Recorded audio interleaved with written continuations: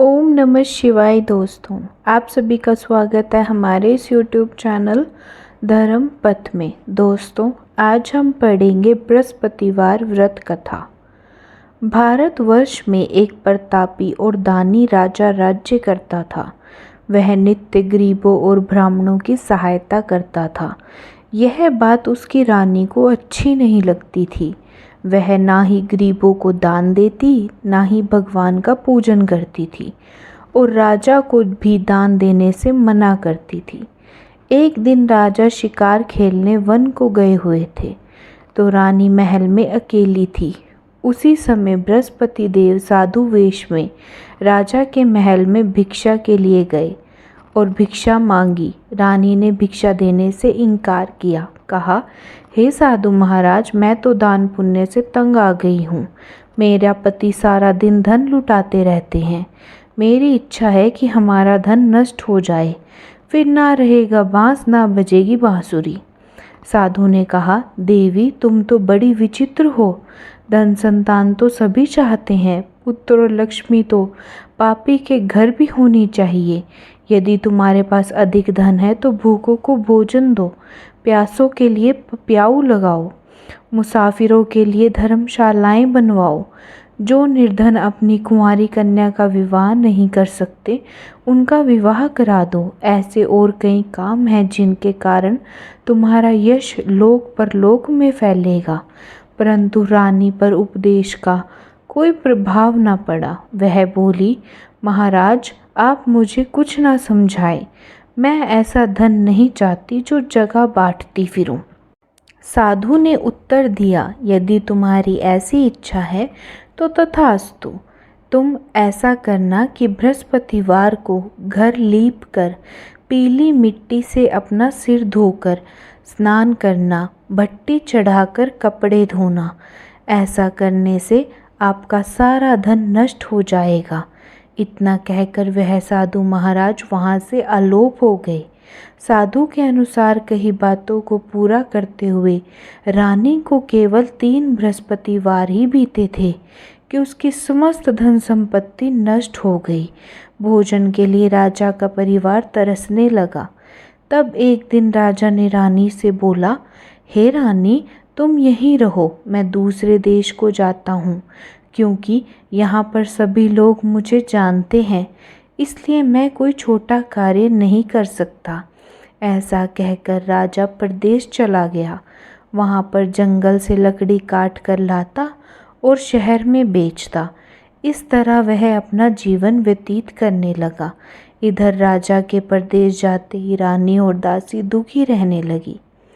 एक बार जब रानी और दासी को 7 दिन तक बिना भोजन के रहना पड़ा, तो रानी ने अपनी दासी से कहा, हे दासी, पास के नगर में मेरी बहन रहती है। वह बड़ी धनवान है। तू उसके पास जा और कुछ ले आ, ताकि थोड़ी बहुत गुजर बसर हो जाए। दासी रानी की बहन के पास गई। उस दिन गुरुवार था और रानी की बहन उस समय बृहस्पतिवार व्रत की कथा सुन रही थी। दासी ने रानी की बहन को अपनी रानी का संदेश दिया, लेकिन रानी की बड़ी बहन ने कोई उत्तर नहीं दिया। जब दासी को रानी की बहन से कोई उत्तर नहीं मिला तो वह बहुत दुखी हुई और उसे क्रोध भी आया। दासी ने वापस आकर रानी को सारी बात बता दी। सुनकर रानी ने अपने भाग्य को कोसा। उधर रानी की बहन ने सोचा कि मेरी बहन की दासी आई थी, परंतु मैं उससे नहीं बोली, इससे वह बहुत दुखी हुई होगी। कथा सुनकर और पूजन समाप्त करके वह अपनी बहन के घर आई और कहने लगी, हे बहन, मैं बृहस्पतिवार का व्रत कर रही थी। तुम्हारी दासी मेरे घर आई थी, परंतु जब तक कथा होती है तब तक ना तो उठते हैं और ना ही बोलते हैं, इसलिए मैं नहीं बोली। कहो दासी क्यों गई थी? रानी बोली, बहन, तुझसे क्या छुपाऊं, हमारे घर में खाने तक को अनाज नहीं था। ऐसा कहते ही रानी की आंखें भर आई। उसने दासी समेत पिछले 7 दिनों से भूखे रहने तक की बात अपनी बहन को विस्तार पूर्वक सुना दी। रानी की बहन बोली, देखो बहन, भगवान बृहस्पति देव सबकी मनोकामना को पूर्ण करते हैं। देखो, शायद तुम्हारे घर में अनाज रखा हो। पहले तो रानी को विश्वास नहीं हुआ, पर बहन के आग्रह करने पर उसने अपनी दासी को अंदर भेजा तो उसे सचमुच अनाज से भरा एक घड़ा मिला। यह देखकर दासी को बड़ी हैरानी हुई। दासी रानी से कहने लगी, हे रानी, जब हमको भोजन नहीं मिलता तो हम व्रत ही तो करते हैं, इसलिए क्यों ना इनसे व्रत और कथा की विधि पूछ ली जाए ताकि हम भी व्रत कर सकें। तब रानी ने अपनी बहन से बृहस्पतिवार व्रत के बारे में पूछा।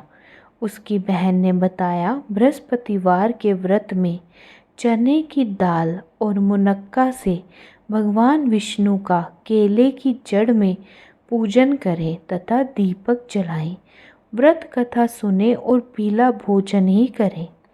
इससे बृहस्पति देव प्रसन्न होते हैं। व्रत और पूजन विधि बताकर रानी की बहन अपने घर को लौट गई। 7 दिन के बाद जब गुरुवार आया तो रानी और दासी ने व्रत रखा। गुड़साल में जाकर चना और गुड़ ले आई। फिर उसे केले की जड़ तथा विष्णु भगवान का पूजन किया। अब पीला भोजन कहाँ से आए? इस बात को लेकर दोनों बहुत दुखी थे, क्योंकि उन्होंने व्रत रखा था, इसलिए बृहस्पति देव उनसे प्रसन्न थे। इसलिए वे साधारण व्यक्ति का रूप धारण कर 2 थालों में सुंदर पीला भोजन दासी को दे गए। भोजन पाकर दासी प्रसन्न हुई और फिर रानी के साथ मिलकर भोजन ग्रहण किया। उसके बाद वे सभी गुरुवार को व्रत और पूजन करने लगी। बृहस्पति भगवान की कृपा से उनके पास फिर से धन संपत्ति आ गई, परंतु रानी फिर से पहले की तरह आलस करने लगी। तब दासी बोली, देखो रानी, तुम पहले भी इस प्रकार आलस्य करती थी। तुम्हें धन रखने में कष्ट होता था, इस कारण सभी धन नष्ट हो गया, और अब जब भगवान बृहस्पति की कृपा से धन मिला है तो तुम्हें फिर से आलस्य हो रहा है। रानी को समझाते हुए दासी कहती है कि बड़ी मुसीबतों के बाद हमने यह धन पाया है, इसलिए हमें दान पुण्य करना चाहिए, भूखे मनुष्यों को भोजन कराना चाहिए और धन को शुभ कार्य में खर्च करना चाहिए, जिससे तुम्हारे कुल का यश बढ़ेगा, स्वर्ग की प्राप्ति होगी और पितृ प्रसन्न होंगे।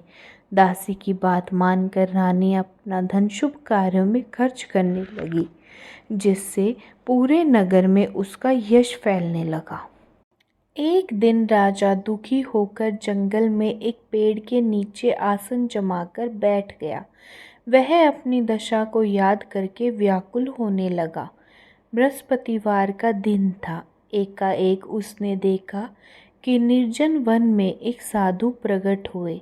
वह साधु वेश में स्वयं बृहस्पति देवता थे। लकड़हारे के दोनों हाथ जोड़कर प्रणाम किया और उत्तर दिया, महात्मा जी, आप सब कुछ जानते हैं, मैं क्या कहूँ। यह कहकर रोने लगा और साधु को अपनी आत्मकथा सुनाई। महात्मा जी ने कहा, तुम्हारी स्त्री ने बृहस्पति के दिन बृहस्पति भगवान का निरादर किया है, जिसके कारण रुष्ट होकर उन्होंने तुम्हारी यह दशा कर दी है।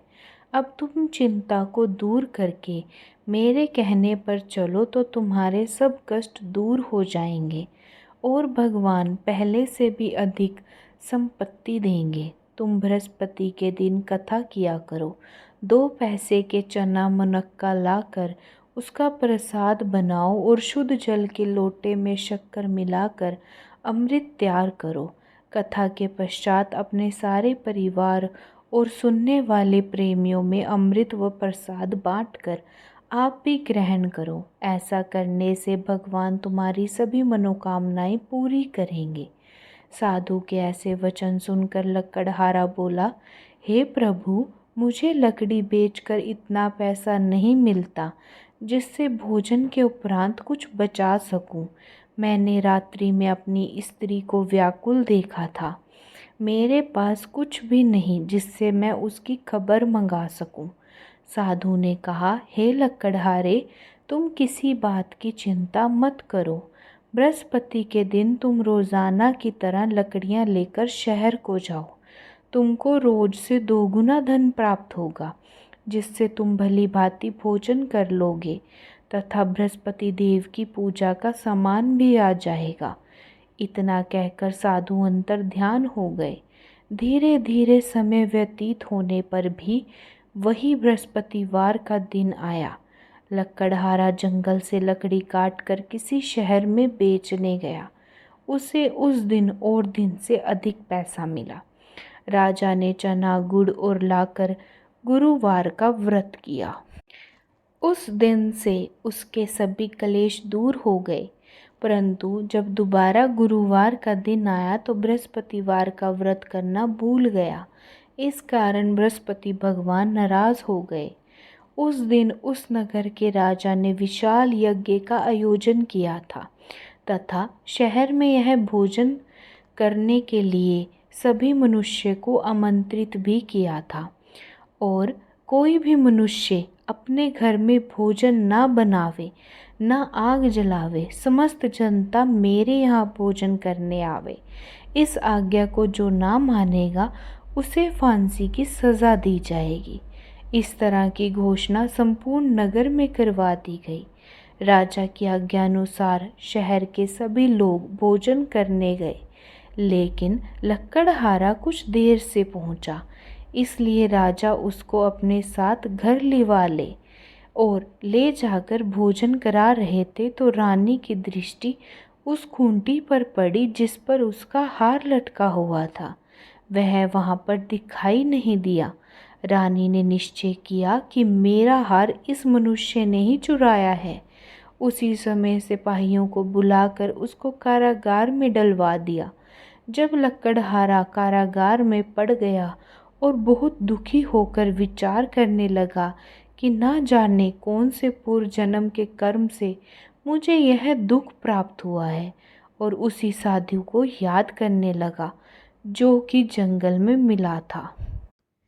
उसी समय तत्काल बृहस्पति देव साधु के रूप में प्रकट हुए और उसकी दशा को देखकर कहने लगे, अरे मूर्ख, तूने बृहस्पति देव की कथा नहीं करी, इस कारण तुझे दुख प्राप्त हुआ है। अब चिंता मत कर। बृहस्पतिवार के दिन कारागार के दरवाजे पर 4 पैसे पड़े मिलेंगे। उनसे तू बृहस्पति देव की पूजा करना, तभी तेरे सभी कष्ट दूर होंगे। बृहस्पति के दिन उसे 4 पैसे मिले।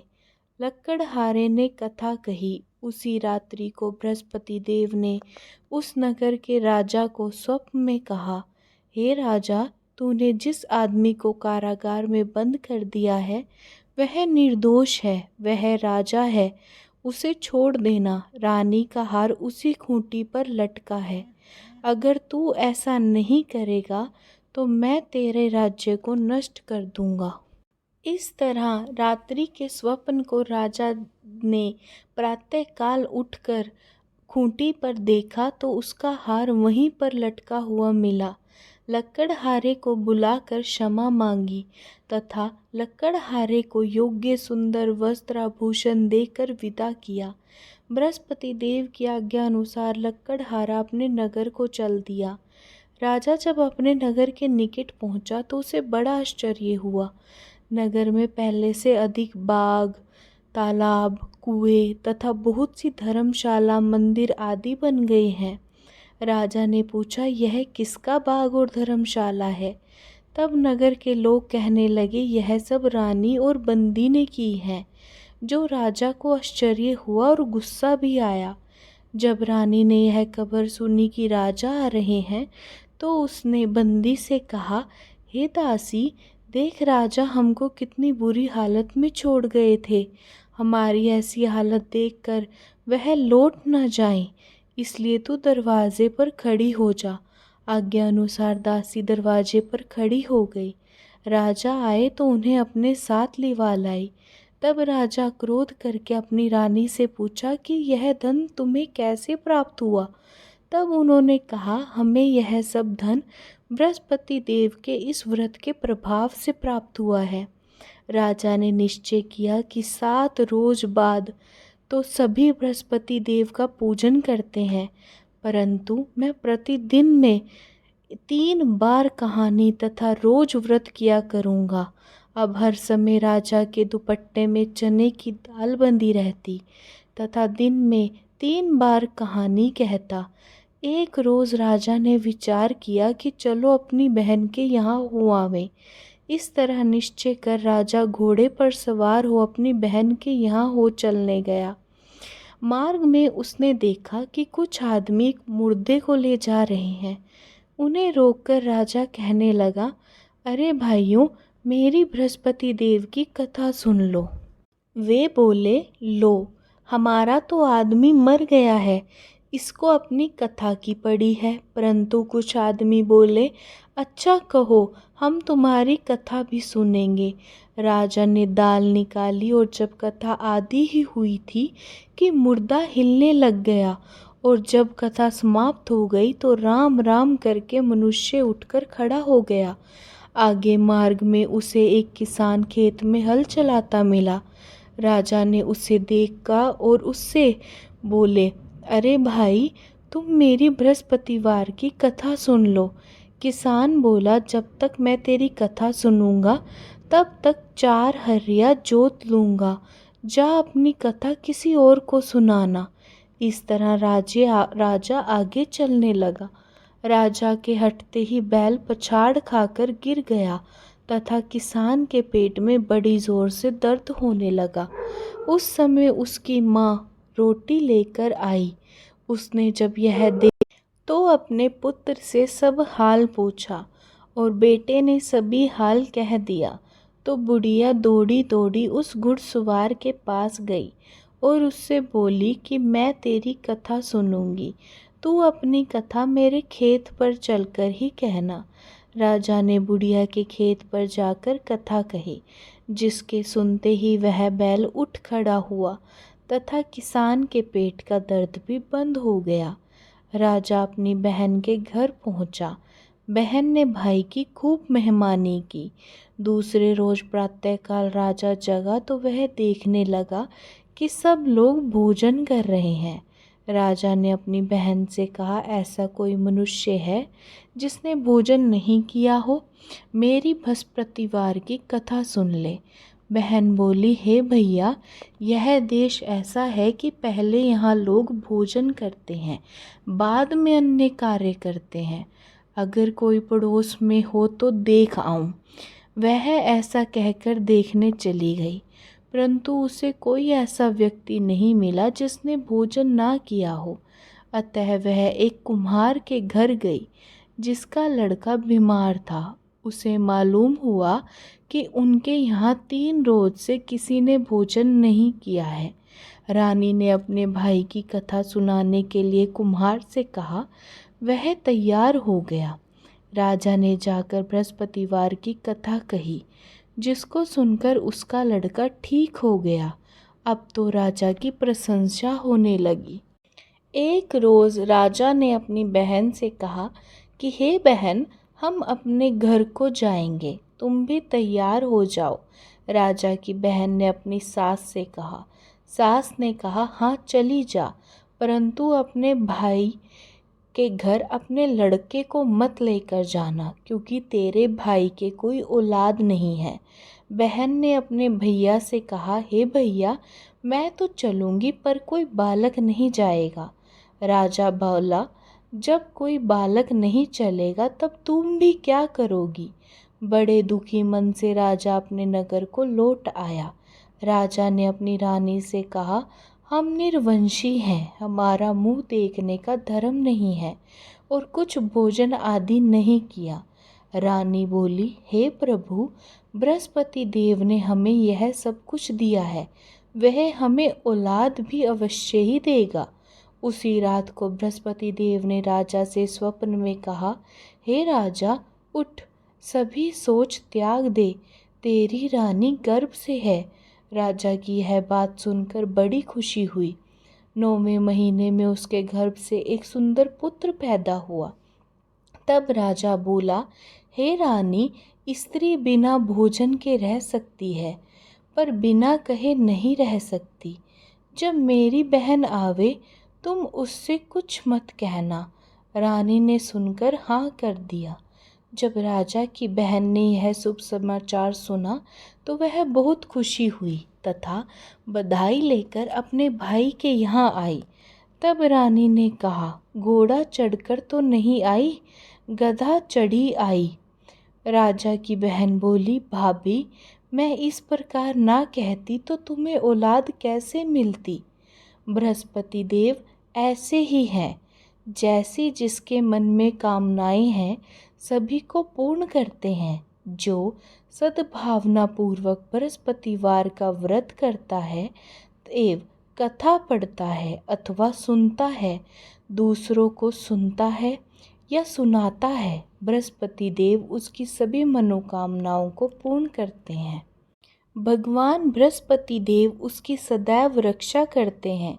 संसार में जो मनुष्य सद्भावना से भगवान जी का पूजन व्रत सच्चे हृदय से करते हैं तो उनकी सभी मनोकामनाएं पूर्ण करते हैं। जैसी सच्ची भावना से रानी और राजा ने उनकी कथा का गुणगान किया तो उनकी सभी इच्छाएं बृहस्पति देव जी ने पूरी की थी। इसलिए पूर्ण कथा सुनने के बाद प्रसाद लेकर जाना चाहिए। हृदय से उसका मनन करते हुए जयकारा बोलना चाहिए। बोलो बृहस्पति देव की जय हो, भगवान विष्णु की जय हो। दोस्तों, यहीं पर हमारी बृहस्पतिवार की कथा समाप्त होती है। यदि आपको हमारी वीडियोस अच्छी लगती हैं तो प्लीज़ हमारे इस चैनल को सब्सक्राइब करें।